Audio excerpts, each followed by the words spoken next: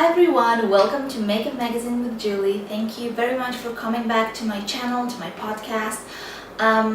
I want to apologize ahead for the noise. This is the air conditioning, and the thing is, it's the Israeli summer here and I had to choose between having a good lighting with natural lighting coming from the outside or having a good sound without the air conditioning working, and as you can see I chose the light. But I just wanted to get on there and film this video because I have been absent for such a long time and I started having withdrawal symptoms. I started feeling that I need to film a video. So yeah, the reason I haven't been here for a while is because I've been working on a very interesting project that leaves me absolutely no time for hobbies, other businesses or anything else. And yeah, so I'm sorry about that. Also, if you haven't noticed, my hair color has changed. This is new, it's from yesterday. I'm wearing a black shirt, so I'm not sure that you can really see the color very well because my background is white and I'm wearing black, so it's iffy. But I had blonde highlights. I used to be a blonde, then I had highlights, and then I had lowlights, and eventually I've decided that I want to change. This week is actually gonna be the Jewish New Year and I wanted to have a little bit of change towards this new year, so I decided to change my hair because this is what I do when I want to change. And these are two colors mixed together. It's a brownish red and a brownish copper, so I have both red and copper undertones in my hair. The reason for that is because I wanted to become a redhead, a light redhead.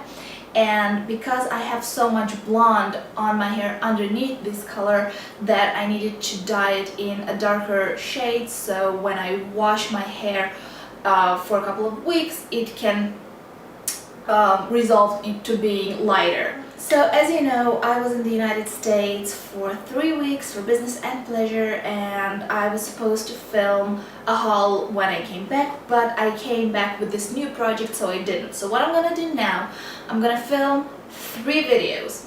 First one is gonna be a makeup high-end haul, which will conclude all the high-end makeup products that I bought in the United States and since I came back, because there were a few since then.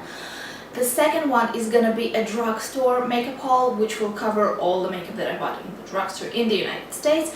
And the third one is gonna be an accessory haul because I bought some jewelry and accessories whilst in the United States, which I usually don't do. You know that if I spend my money, I spend it on makeup, but I saw some really nice items that I really loved, so I did. So there's gonna be a video about that as well.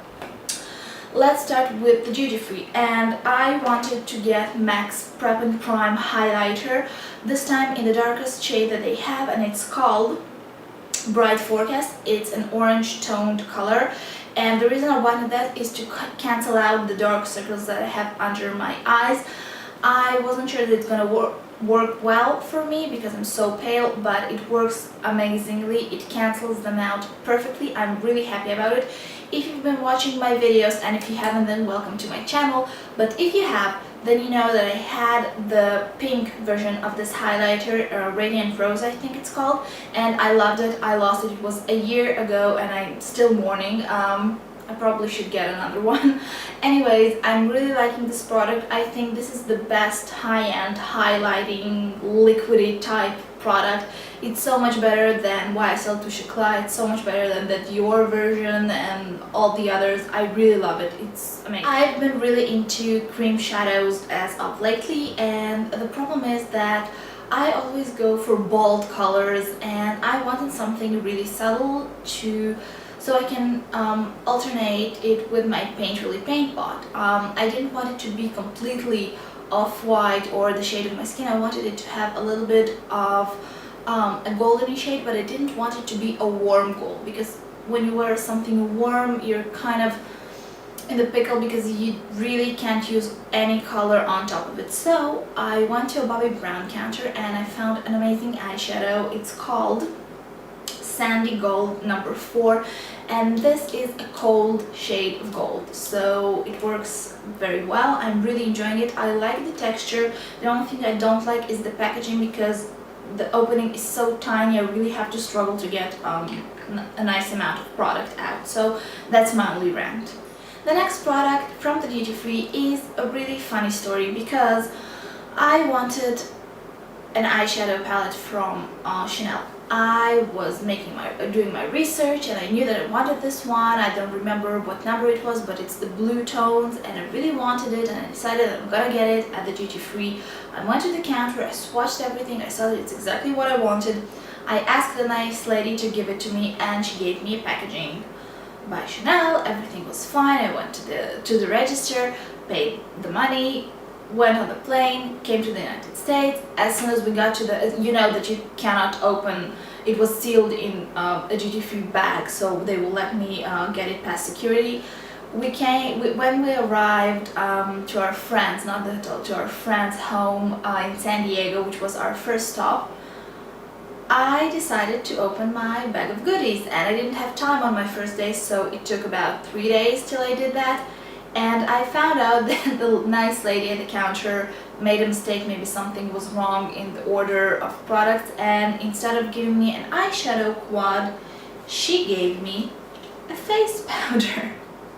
Now, I was baffled because this is the first time that something like this happens to me, and this is a pricey product, so I didn't know if I can return it or what. And I looked at the shade, it looked too dark for me. I looked at the shade and it's 30, which usually in Chanel I use number 20. But then I decided that I won't go into the bother of returning it, so I might as well start using it, and I have been enjoying this powder very much. It looks very nice, very subtle on my skin. It is darker than my skin tone, but it allows me to bronze my face a little more without the need of using a harsher bronzer. So everything turned out to the best, but seriously, this is the first fail in buying something from a Chanel counter that I had. It's kind of funny and kind of sad altogether, but as long as I'm using it, it's fine. And Laurent's cousin asked me, she's 14, she loves makeup, we have amazing talks about it. I do her makeup all the time, so she's my little makeup buddy. She asked me to bring her several items, one of which was the Naked Basics palette, because she really wanted this palette to play around with, and she wanted MAC's Candy Yum Yum lipstick because it's everywhere you go in Israel, all the MAC counters, every time we checked it was not in stock, and she was just tired of waiting. So I went and bought it for her. So after I got it for her, I came back to the hotel room and I decided to open and see how it looks like just from the box, and obviously not swatching or anything. And it looks so amazing that I decided that I have to get it for myself. And the next morning I was in Sephora and bought a Naked Basics for myself. I'm really enjoying it. The thing that I love the most about it is the fact that it has a black, it has a mid-tone brown, and it's so tiny. Like seriously, I can hold it in my palm, and I have really freakishly small hands, so it's tiny. It's very good for traveling. I got a Candy Yum Yum lipstick for myself as well. I've been wearing it quite a lot, and with this new color I'm thinking that I'm gonna be wearing it a whole lot more, because now I can wear really bright colors without it looking weird because I'm all white. While I was in Sephora, I was pondering upon buying the Naked Flushed palette, which is their chick palette, and I did not plan to buy it. I did not even plan to swatch it while I was in the States, because from all the reviews that I saw, it seemed awfully too orange for me, and the highlighter seemed awfully too heavy for my tasting. And while I was there and I was buying the Naked Basic, it was so small and cute, I decided, what the heck, I'll swatch the Naked Flushed. And I have to say that I really fell in love with it.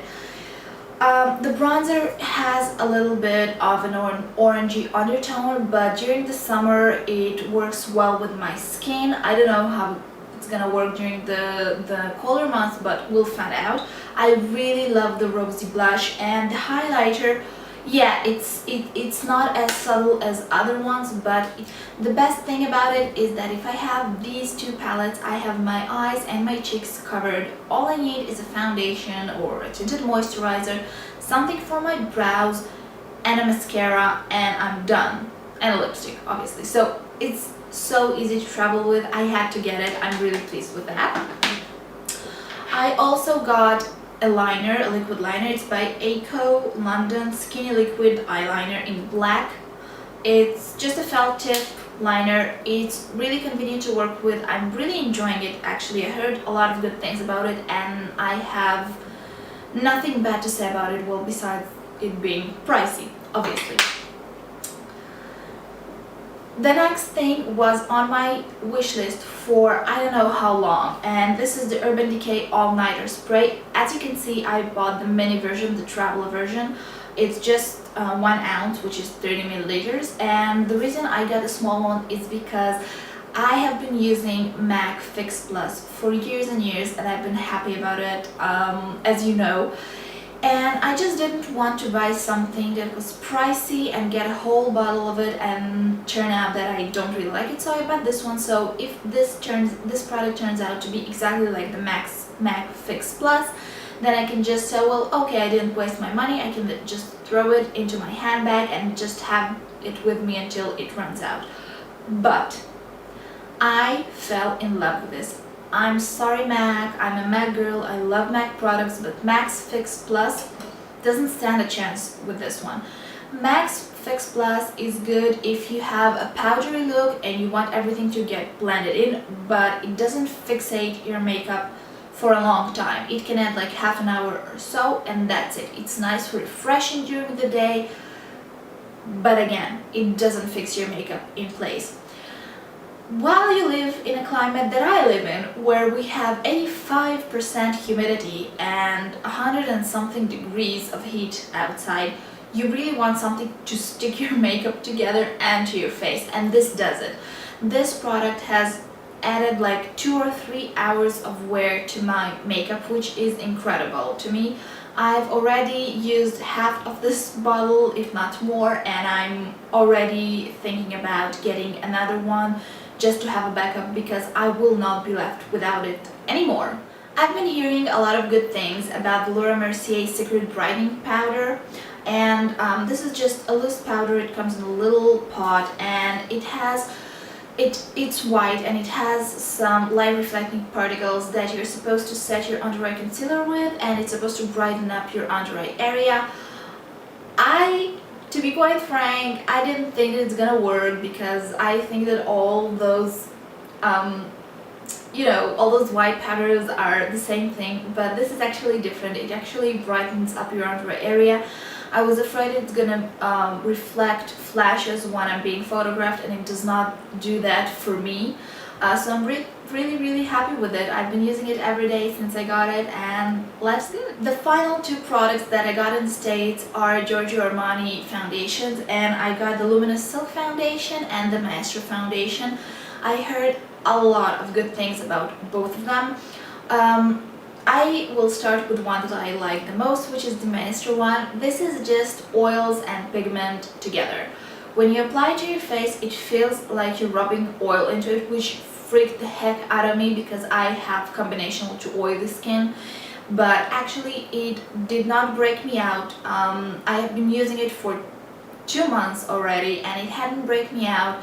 It looks really natural, really nice on your skin. It makes your skin look so much more pretty, luminous and equal. It doesn't have much coverage, you can build it up, but the initial coverage is quite sheer, which I like for day-to-day, and I have been really enjoying using this in combination with Laura Mercier Mineral Powder. It looks amazing together and I'm loving this product. I don't have anything quite like this and I haven't seen any other product on the market that is quite like this, so if you have the opportunity to try it and you're pondering which one of the 2 to choose, definitely this one. As for the Luminous Silk Foundation goes, I think that I made a crucial mistake with shade. My shade in Giorgio Armani is 4 and they just didn't have the Luminous Silk Foundation in 4, so I got 4.25. I was told that it's just a shade darker, which wouldn't have bothered me again since this is summer and I'm a little bit more tan than I usually am. But when I came home and tried it on again without the horrible store lighting around me, I saw that it's very pink. It has a very pink undertone on me, and it's not very flattering. As you know, I have golden undertones and not pink ones, so I have to work really hard to make this shade work for me. Now, if I would have loved this foundation to death, I would probably wouldn't mind doing the hard work, but the consistency of this foundation is thick. It gives a medium coverage, you can build it up, but it feels a bit sleeky on my skin and I find it hard to blend. I find myself finding streaks. Now, maybe I'm doing something wrong, maybe I just didn't got this product, but all in all, I'm a little bit disappointed, especially for such a pricey foundation, and especially after getting so many good reviews on it. So I'm happy that I got the Maestro, and I hope I'll make this work maybe during the winter months. So let's hope it'll work out. Now, when we came back from the States, I decided that I want to get my Dermablend loose setting powder because I've been hunting it for such a long time. I really wanted to give it a try because it's supposed to be like the creme de la creme of all these loose setting powders, because it's supposed to also fill in your pores a little bit, fill in your fine lines, and make your face look perfect. I usually don't believe it, but I decided that since I wanted to purchase a loose setting powder anyways, I might as well go for the Dermablend one, and I finally found it. I got it, and I have to say it works. It really does work better than other setting powders that I have, loose setting powders. I'm not sure about filling in your fine lines, but it does make your face look a bit plumper, it makes it look a bit smoother, and it holds up for quite a long time, especially when combined with the Urban Decay All Nighter, so I'm really happy with that. I got from Inglot finally their black gel eyeliner in number 77. This is the blackest black I've ever had. It's so smooth and creamy, it's so nice to work with. I'm in love. I neglected all my other gel liners, my Maybelline one, my MAC Fluid line. I'm not using anything but this one if I want a black wing liner. So ladies, if you have the opportunity, get this one, number 77, amazing. Some other goodies from Inglot, and this time I bought them in a block sale, which made me truly happy because they were not even swatched. I got them brand new and for half price. So I got, so what the Duraline does is that you can take any eyeshadow or pigment, mix them together, and you can use it as either a liner, a gel liner, or a cream shadow, and you can get so much more use out of your dry products that you already have. So I got another 2 cubes of their lip products, which on one side you have lipstick and on the other you have lip gloss. It looks like this. I got them in number 24 and in number 23, which are Cool Tone Pink and a Berry Pink. I'm enjoying them both very much. I'm really happy I got them, especially for half a price. The thing I got in the block sale was a foundation I've been eyeing for a long time, and this is Guerlain's Parure de Lumière in the jar. They have in a pump and they have in a jar one, and this is my shade. It came sealed with the foil on, everything. The final 2 products that I got since we came back are 2 eyeshadow palettes. One is by Smashbox. They're 6 shades. The reason I got this one, obviously because it's small and nice for traveling, but the second thing is these are the neutral colors that I love, but they are cool tone, and I almost don't have cool toned neutral eyeshadows because I always tend to buy warm shade one, and I just wanted to play around with some cool shades without having to splurge for MAC shadows. So this is the reason for that. The next palette I got is by Guerlain. It's a quad. This is number 461 Violet du Soir. I purchased this because I really fell in love with the deepest color there. I don't have anything like it, and I think it really complements brown eyes. After using it for about a month now, I can tell you that the lightest shade, the little gray one, is amazing. You can do so many things with this. I think this is my favorite small palette as of late, and I'm really happy I got it. So if you can, I really recommend this. The quality of the Guerlain eyeshadows is very good. They do have fallout because they're so soft and pigmented, but the fallout mostly is when you rub your brush against the shade, so it doesn't fall on your face, it just falls away from the compact, so it's not that bad. Alright guys, this was my high-end haul from the United States and a bit after. I hope you enjoyed it and we'll see you in my next video. Bye!